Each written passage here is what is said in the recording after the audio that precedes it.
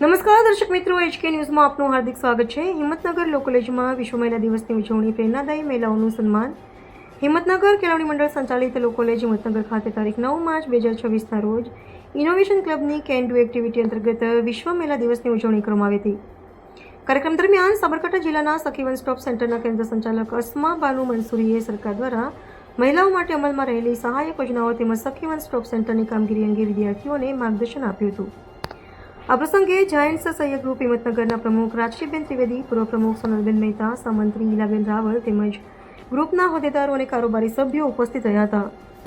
College પરિવાર દ્વારા સમાજમાં પ્રેરણા પૂરું પાડનાર અને પોતાની મહેનત દ્વારા સંતાનોને ભણાવીને તેમને સશક્ત બનાવનાર 3 મહિલાઓ પુષ્પાબેન સુથાર, હંસાબા ચૌહાણ અને જ્યોતિકાબેન મહેતાનું સન્માન કરવામાં આવ્યું હતું। જાયન્ટ્સ સહયોગ ગ્રુપ દ્વારા તેમને ભેટ આપી અભિનંદન પાઠવ્યા હતા। કોલેજના કાર્યકારી પ્રિન્સિપાલ ડોક્ટર વિનલબેન પટેલે મહેમાનોનું શાબ્દિક સ્વાગત કર્યું હતું। સમગ્ર કાર્યક્રમનું સંચાલન પ્રોગ્રામ કોર્ડિનેટર ડોક્ટર વૈદેહી પંડ્યાએ કર્યું હતું અને આભાર વિધિ ડોક્ટર પારસબેન જોશી દ્વારા કરવામાં આવી હતી।